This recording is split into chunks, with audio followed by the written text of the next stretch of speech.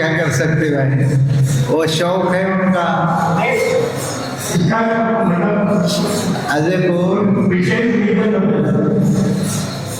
देखो हम उसके लिए उसको कैसे कहें, क्योंकि उनका व्यक्तिगत विषय है। अब जो कुत्ता बिल्ली वगैरह पालना, ये क्योंकि हिंसक होते हैं इसीलिए इनको पाला नहीं जाता। लेकिन कुत्ता को वह चीज़ नहीं खिलाते हैं आजकल, तो वो भी शाकाहारी है, वो घूमने वाले होते हैं तो फिर वो अशुद्ध चीज़ ग्रहण करते हैं। लेकिन अब किसी का शौक है तो उसको कैसे मना कर सकते भाई? हाँ, अब यदि मना भी कर देंगे तो वो मानने वाले तो है।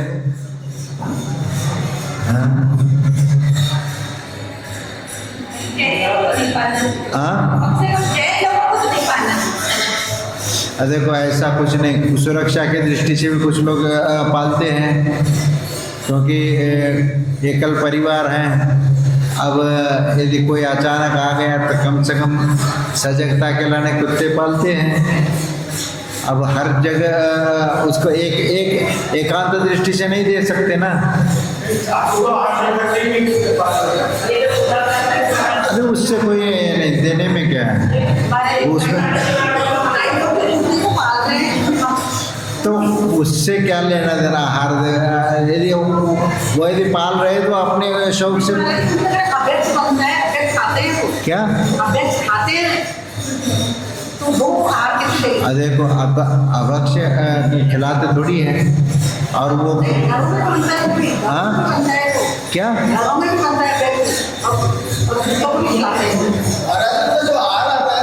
और स्वयं ही यदि खा रहा हो तो वो तो आहार देने योग्य तो है ही नहीं। जब स्वयं ही खाने वाला हो तो वो वैसे ही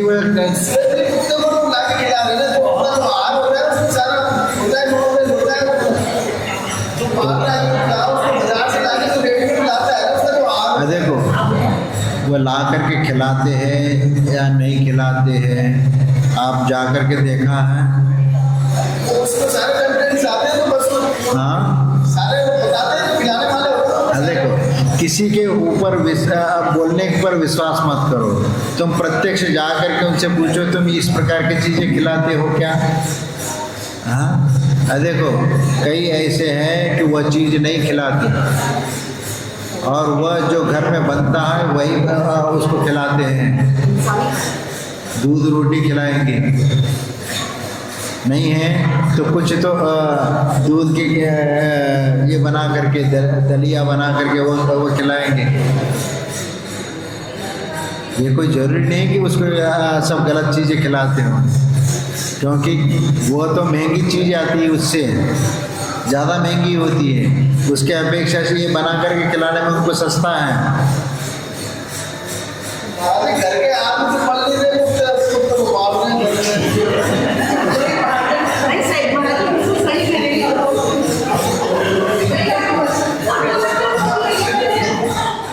अरे भाई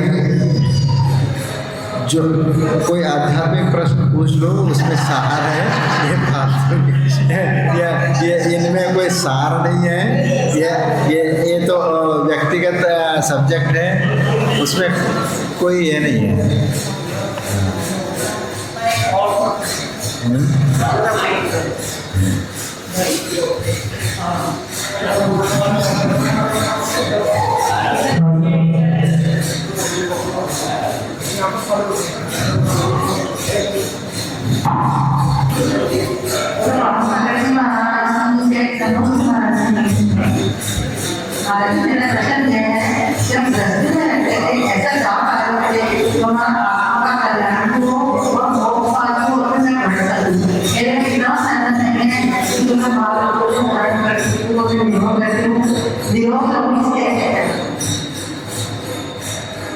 आवाज स्पष्ट नहीं आ रही, आवाज सेटिंग करो। हाँ हाँ नहीं वहाँ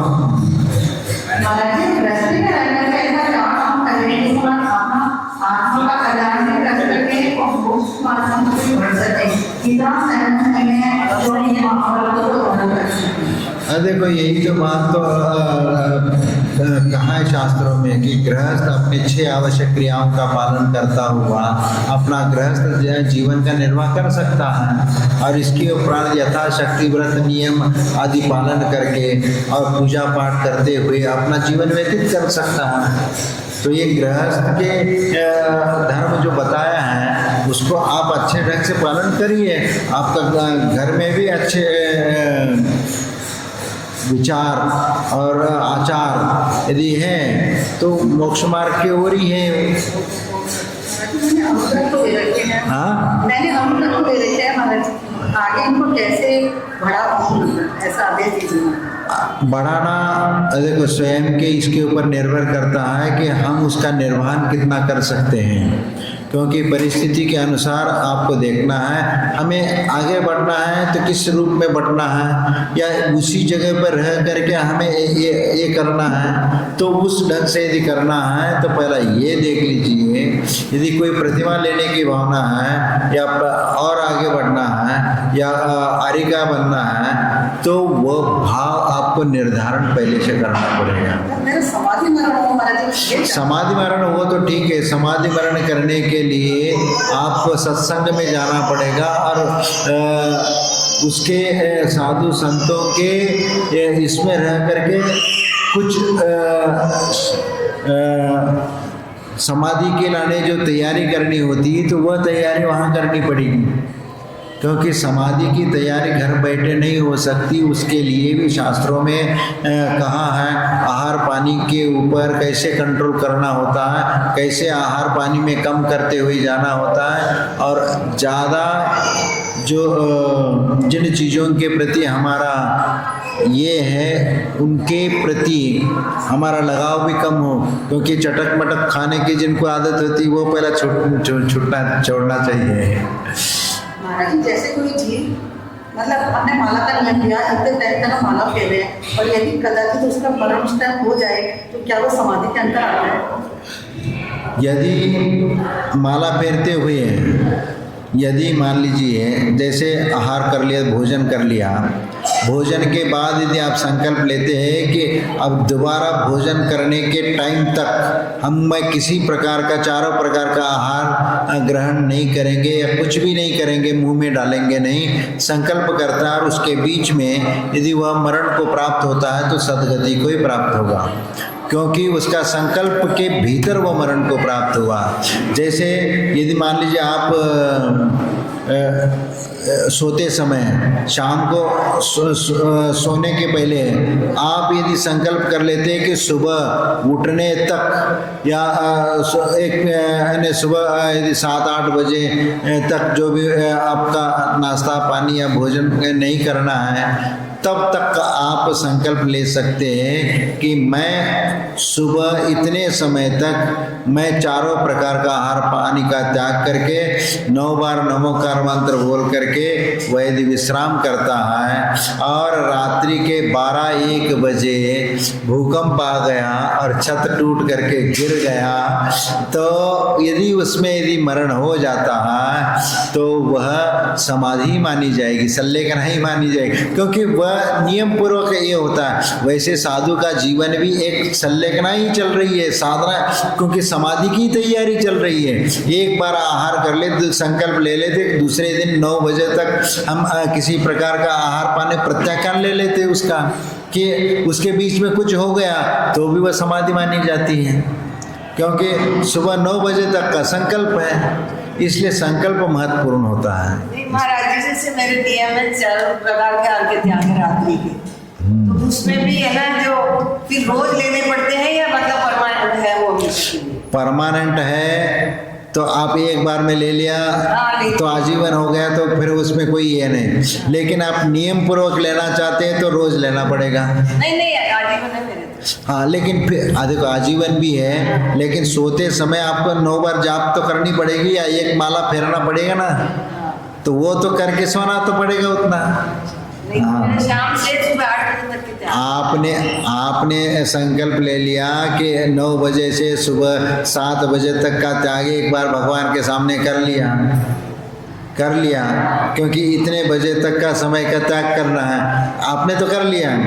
लेकिन सोते समय वह आपने संकल्प ये नहीं किया, क्योंकि सोते समय भी 9 बार नमोकार मंत्र पढ़ लिया, 27 बार पढ़ लिया, या 108 एक माला फेर करके फिर विश्राम कर लेते हैं तो और वह अच्छा माना जाएगा।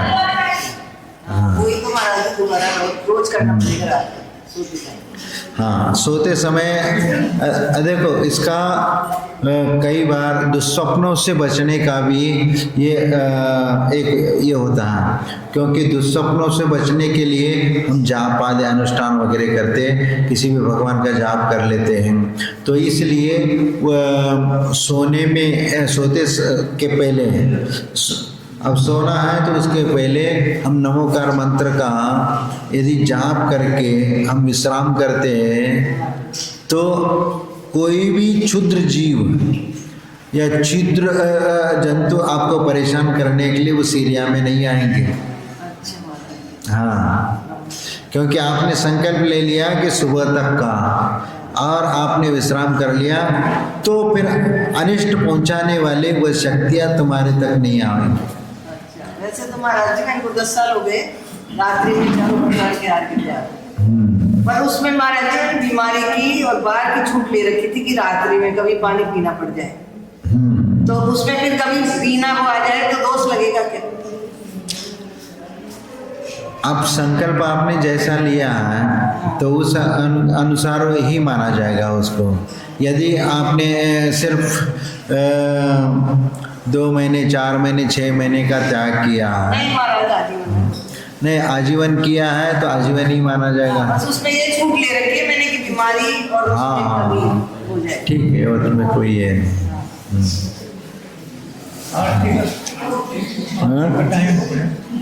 होने दो। अब ये पूरा कार्यक्रम पूरा करके बाद में होगा।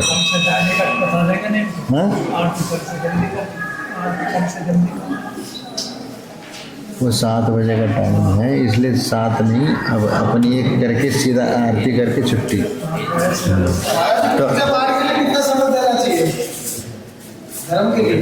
पहला खड़े हो जाओ और नमस्तु बोल देना, गुरुदेव नमस्तु, मैं कुछ पूछना चाहता। अरे वहीं से माइक, हाँ वहीं से, हाँ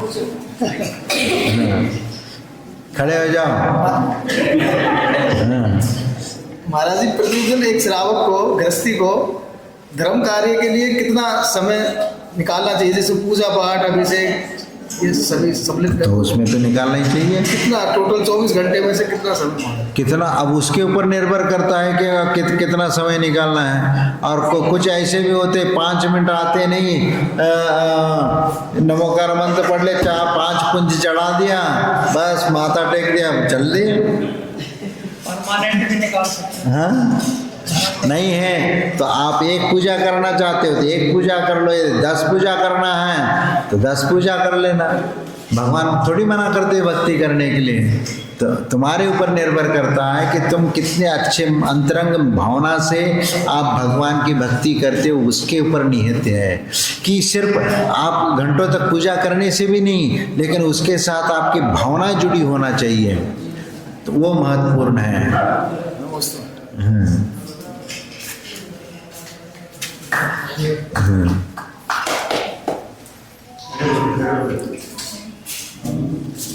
वहीं से हाँ, चलो अभी इस समय नहीं, इस समय हाँ और किसी को? चलो हम ही पूछ लेते हैं आप लोगों से प्रश्न। हाँ वो बंद कर लो। हाँ उत्तर देना है तो फिर उसके समय ये कर लो। अब ये बताओ कि शलाका पुरुष कितने होते हैं? शलाका पुरुष, हाँ बच्चे भी पूछ सकते हैं। हाँ बताओ, हाँ तुम बताओ। 62 63 इंग्लिश मीडियम। नहीं 63 होते। हाँ हिंदी आती है। हाँ नहीं ठीक है 63 होता। कौन कौन आते हैं इनमें बताएंगे? 63 में कौन कौन आते हैं? नीचे से पीछे से कोई चीटिंग नहीं करेगा, ध्यान रखना। हाँ चीटिंग करेगा तो हमको यहाँ सबके सामने खड़ा कर दूंगा। हाँ हाँ जोर से बोलो, आवाज़ ही नहीं आ रही है। माइक चालू है क्या? नहीं है, ऑन तो करो।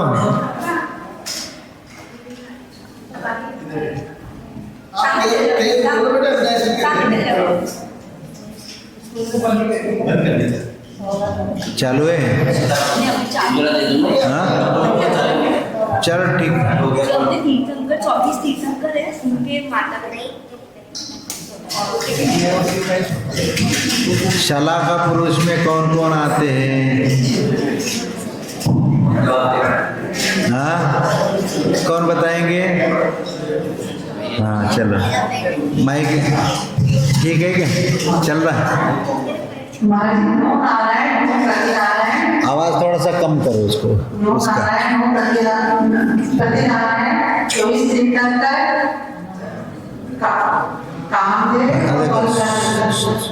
क्रम से बोलो। हाँ तुम्हारा नंबर आएगा तुम्हें भी खड़ा कर देंगे, चिंता मत करिए। हाँ अरे क्रम से तो हाँ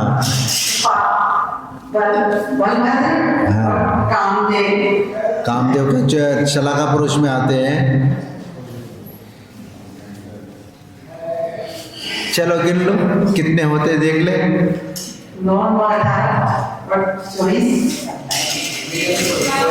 पहला हाँ हाँ मारा बलभद्र। चलो उसको खड़ा कर दो, वो बीच में बोल रही थी ना। चलो खड़े हो जाओ। हाँ 24 तीर्थंकर, 16 चक्रवर्ती। कहाँ कौन से ग्रंथ में सुना आपने पढ़ा? चक्रवर्ती कितने होते हैं मालूम नहीं है? ए चीटिंग, हाँ ये चीटिंग नहीं चले। हाँ पहला चक्रवर्ती बताओ कितने? 12 चक्रवर्ती होते हैं। 24 तीर्थंकर, 12 चक्रवर्ती कितने हो गए? 24 और 12 36। और आगे 9 नारायण, 9 पृथ्वीनारायण, ये 27 हो गए। 36 में 27 जोड़ो कितने हो गए? अरे गिनना आता है क्या नहीं है? हाँ 36 और 9 45, 45 और 9 54 और 54 और 9 63। वही तो होशियार है इसलिए तो पूछ रहे हैं। हाँ इसलिए गिनती बता नहीं पा रही है। हाँ घबरा जाते हैं, बहुत होशियार है। नहीं ठीक है बहुत अच्छी बात। अब ये बताओ कि अब बच्चों के लिए पूछूंगा। हाँ हाँ ठीक है कोई बात नहीं। खड़े हो जाओ।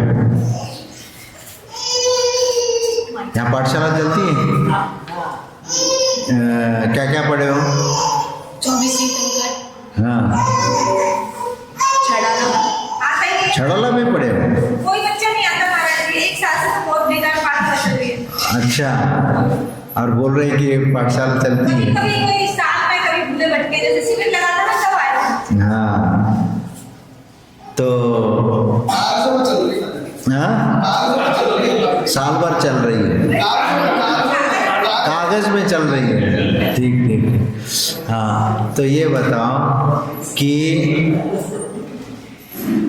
नमोकार मंत्र के और भी पर्यायवाची नाम कौन कौन से हैं? नमोकार मंत्र को और के कितने नामों से हम जानते हैं? नवकार, हाँ, महामंत्र, महामंत्र।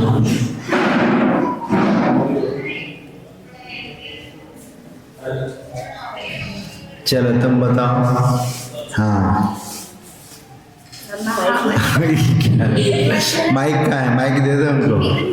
हाँ नहीं नहीं, सब लोग सुनेंगे ना, ले लो, सीखना है यही तो। महामंत्र, मूलमंत्र, नवकार मंत्र, अनादि मंत्र, हाँ ये नहीं तो तुम्हें भी खड़ा कर देंगे। हाँ, और अपराजित मंत्र। चलो ठीक है, बहुत अच्छा, ठीक है। हाँ तुम उठो। 24 तीर्थंकर नाम आते हैं? हाँ, चिन्ह भी आते हैं याद? तो अरे रहने दो, अभी अभी अभी कोई विकल्प नहीं।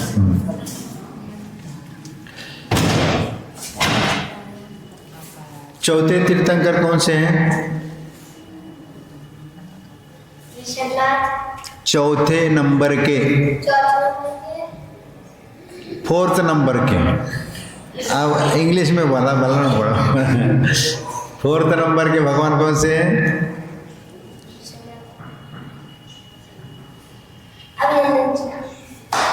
इतनी देर?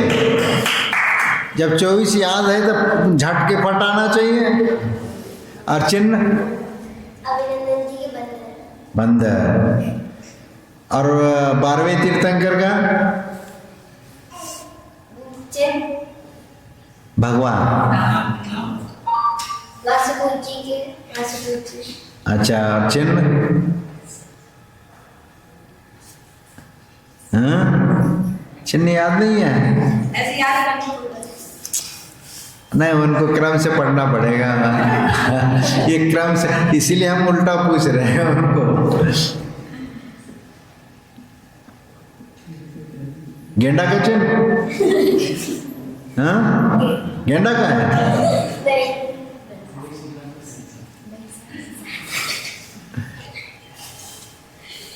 फिर कौन सा चिन्ह है? नहीं मालूम? एक बार तो नाम बता दिया महाराज जी, देखो हमारे बच्चों ने। हाँ, ज्यादा बात मत करो, हमें मालूम है कितना आता है। हाँ, भैंसा का चिन्ह, बहुत अच्छा, ठीक है, बैठ जाए।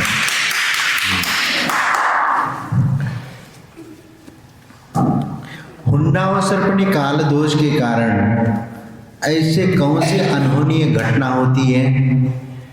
भैया घड़ी एक रख दो, नहीं तो ऐसे बोलते जाएंगे, हमारा मालूम ही नहीं पड़ेगा कितना बज गए।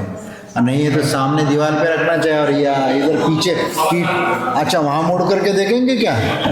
सामने यहाँ दीवार पे होना चाहिए। इतनी छोटी ला करके हमें चश्मा लगाना पड़ेगा इसमें देखने में। हाँ बताओ, हुंडा व सर्पणी काल दोष के कारण कुछ अनहोनी घटनाएं होती है, तो बताओ क्या क्या अनहोनी घटनाएं? खड़े हो, खड़े हो। इस काल दोष के कारण पहले छोटे समय से करके पहुंच जाते थे, इसमें इस बार 20 के लगा समय से करके पहुंच गए 4 अलग अलग। हाँ ठीक है, और हाँ उनको दे दो।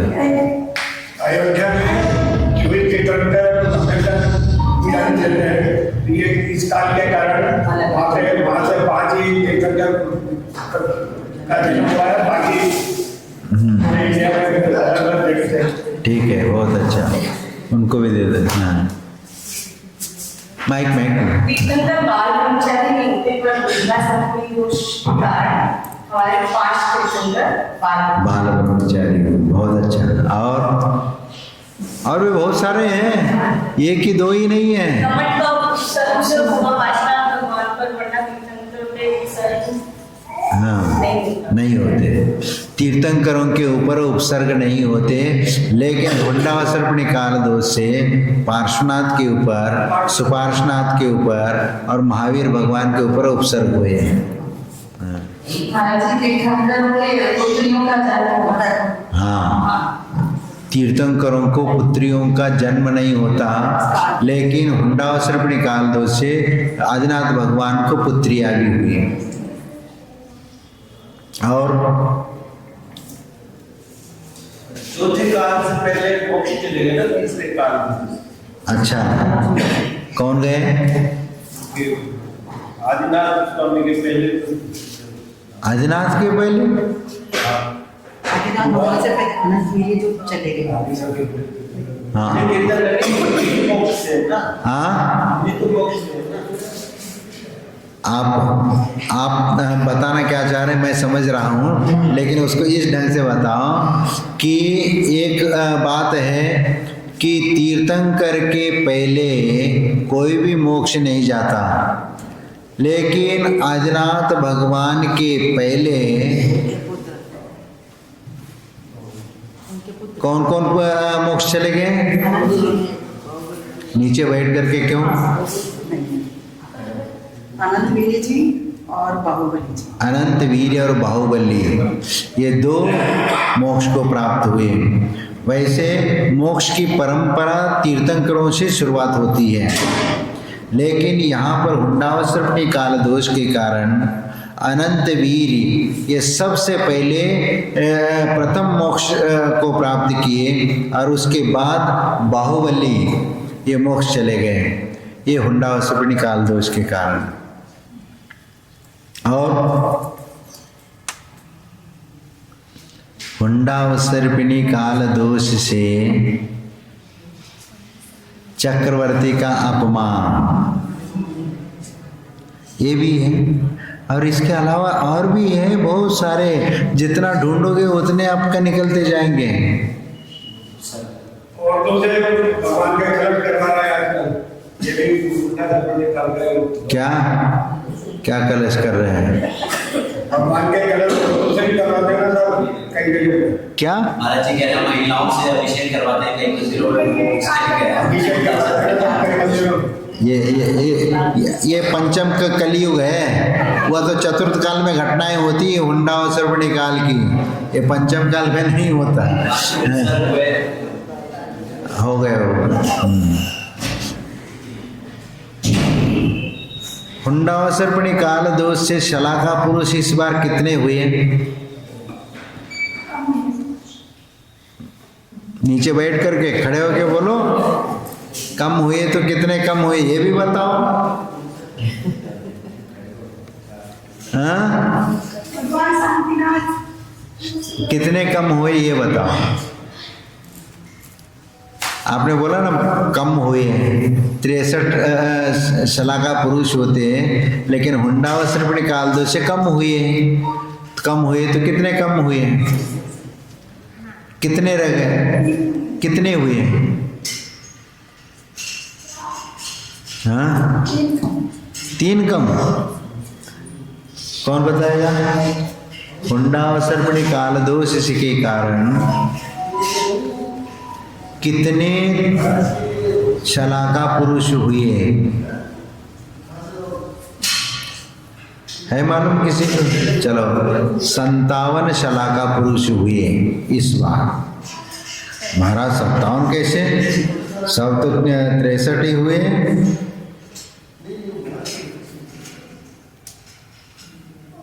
तो कुछ याद आ रहा है? 3 कैसे कम ये बताओ। चक्रवर्ती भी हो गए, वो भी थे। नहीं, चक्रवर्ती हो गए। हाँ हाँ, देखो 3 तीर्थंकर ऐसे हुए जो चक्रवर्ती, देखो वह तीर्थंकर भी और चक्रवर्ती भी, तो 2-2 पद उनके। वैसे तो 3-3 पद थे उनके। कामदेव भी थे, लेकिन कामदेव शलाका पुरुष में नहीं आते, महापुरुषों में आते हैं।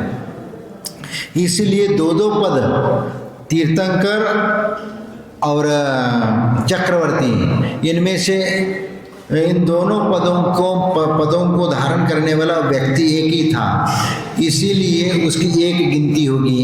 तो इस प्रकार 3 तीर्थंकर कम हो गए, तो 63 में से 3 कम हो गए, 60 रह गए। अब 60 रह गए तो इसके बाद और बताइए कि 57 शलाका पुरुष हुए हैं इस बार। भगवान महावीर व त्रिपृष्टि नारायण भी हुए हैं, और भगवान महावीर दोनों एक ही पद के एक ही जीव था, इसीलिए त्रिपृष्टि नारायण जो प्रथम नारायण हुआ इस चतुर्थ काल का, वह त्रिपृष्टि नारायण था, इसीलिए उसमें से एक पद कम हो गया। कितने हो गए? 59। आदिनाथ भगवान तृतीय काल में मोक्ष चले गए, इसलिए वो भी कम हो गया। और इसके उपरांत भरत चक्रवर्ती, ये भी तृतीय काल में चक्रवर्ती बने, तो ये भी एक पद कम हो गया। इस प्रकार 6 तीर्थंकर कम हो गए, यानी 6 शलाका पुरुष कम हो गए, और 57 शलाका पुरुष की गिनती में आ जाते हैं। और कोई विशेषता?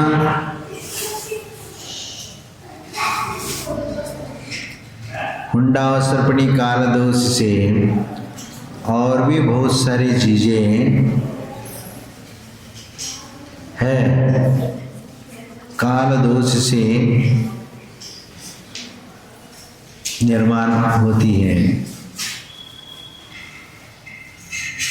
कोई याद आ रहा है?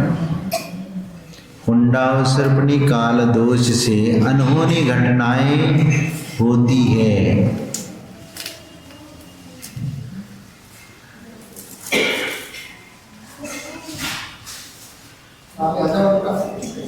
सारे बच्चे आ गए। अभी सारे ठीक।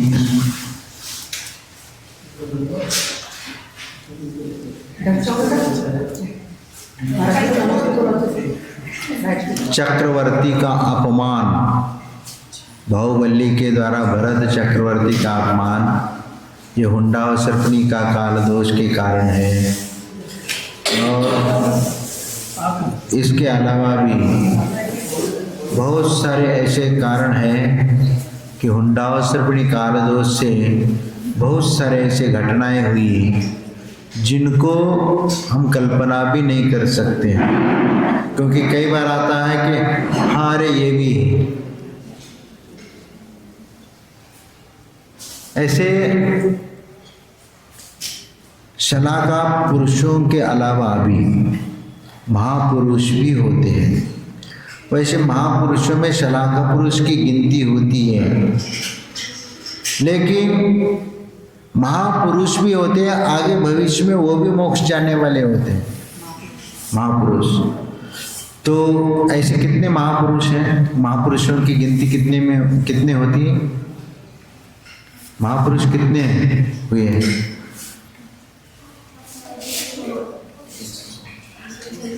हाँ? महापुरुष कितने होते हैं? हाँ, रुद्र भी होते हैं। 169 महापुरुष होते हैं। 169 में 24 तीर्थंकर, 24 तीर्थंकर के माता पिता, यानी वो 48 हो गए हैं। 24 और 48 72 हो गए। और इसके उपरांत 24 कामदेव, 24 कामदेव कितने हो गए? 72 और 24 96। अब आजकल के कैलकुलेटर वाला ज़माना आ गया, मोबाइल वाला ज़माना आ गया, गिनती उसी में करते हैं, तो वह गिनती आएगी कैसे? पहले मौखिक गिनती ऐसे कि फटाफट मुंह से बोलने वाले लोग थे ना, वही तो हिंदी की पहाड़े होते थे, और उंगलियों पर गिन करके सीधा अब वो उंगलियों में नहीं, अब मोबाइल पे वो कैलकुलेटर पे जो उंगलियां चलती हैं, अब ये दिमाग उतना काम नहीं करता। हाँ, कितने हो गए? 96 हो गए।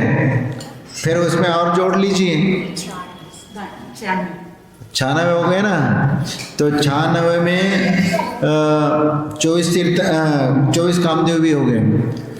फिर उसमें 14 कुलकर, कितने हो गए? 110 हो गए। अरे आ रहे सब आ रहे हैं, नारद भी है, सब है।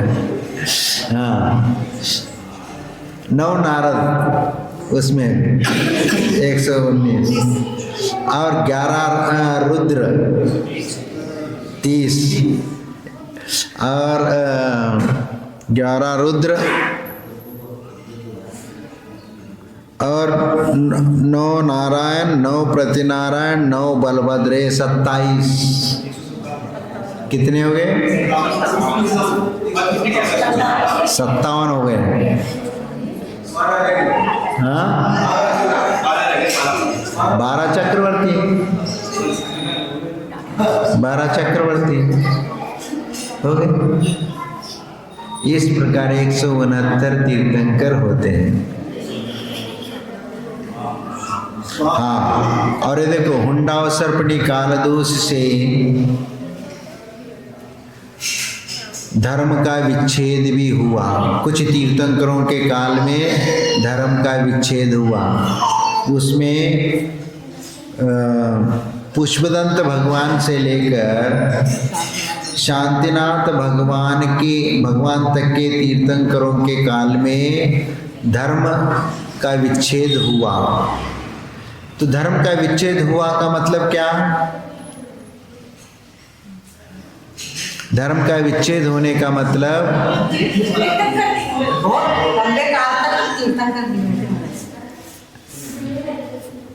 मुनि आर्यिका श्रावक श्राविका ये धर्म समाप्त होना। क्योंकि मुनि नहीं है तो श्रावक भी नहीं। वही जब श्रावक नहीं होंगे तो मुनि भी नहीं होंगे, क्योंकि एक दूसरे के पूरक है ये दोनों। और जब साधु समाप्त तो श्रावक भी समाप्त। तो इस प्रकार यानी इस धर्म की परंपरा जो चल रही थी वह खंडित हो गई, क्योंकि मुनि बनना बंद हो गए। मुनि बंद हो गए तो धर्मोपदेश देने वाले साधु नहीं रहे, तो श्रावकों में भी उस प्रकार जागृति नहीं आई। तो इसलिए वह धर्म विच्छेद हो गया। और जब वह अगले तीर्थंकर हुए तो उन्होंने पुनः धर्म की स्थापना कर ली, तो पुनः वह शुरू हो गया। मुनि आर्यिका श्रावक श्राविका वगैरह ये सब परंपरा शुरू हो। तो इस प्रकार और भी ऐसे बहुत सारे कारण हैं कि हुंडा व सर्पणी कालदोष से बहुत सारे अनहोनी घटनाएं होती हैं। चलो टाइम हो रहा है, एक भजन आपको सुना देते हैं। कैसे दर पे आऊं तेरे भूला मैं धर्म, पापी हूँ अधम, पापी हूँ अधम।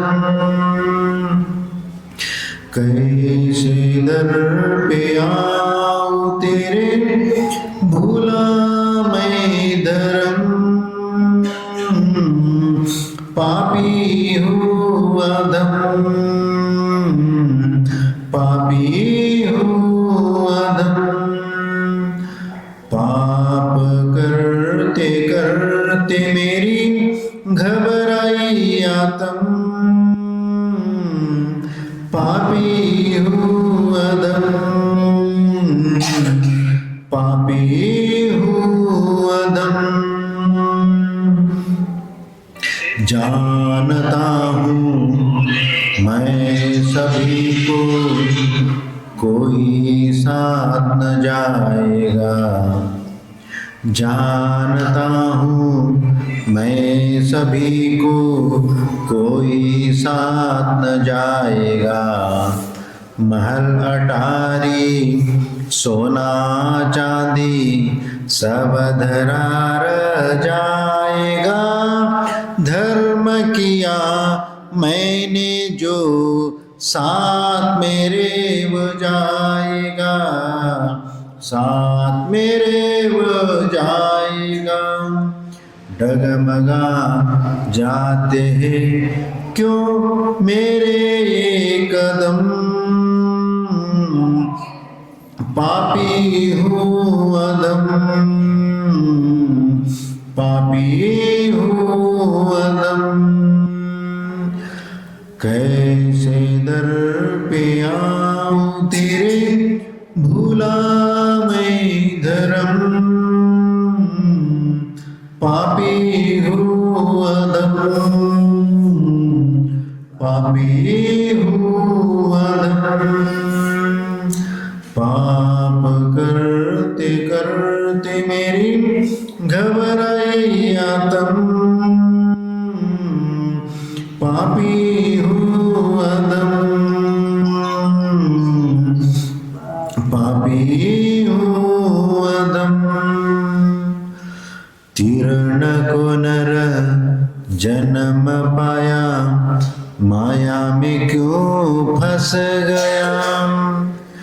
तीर्ण को नर जन्म पाया, माया में क्यों फंस गया। झूठी चका चौंध देख कुएं में क्यों गिर गया। मस्त जवानी को पाकर वादे से मुकर गया, वादे से मुकर गया। होंगे कब मेरे प्रभु पावनमयी चरण, पापी हूँ अधम, पापी हूँ अधम। कैसे दर पे आऊं तेरे भूला मैं धर्म, पापी हूँ अधम, पापी हूँ अधम। कैसे दर पे आऊं तेरे भूला मैं धर्म, पापी हूँ अधम, पापी हूँ अधम। पाप करते करते मेरी घबराई आत्म, पापी हूँ अधम, पापी हूँ अधम। जय महावीर भगवान की जय।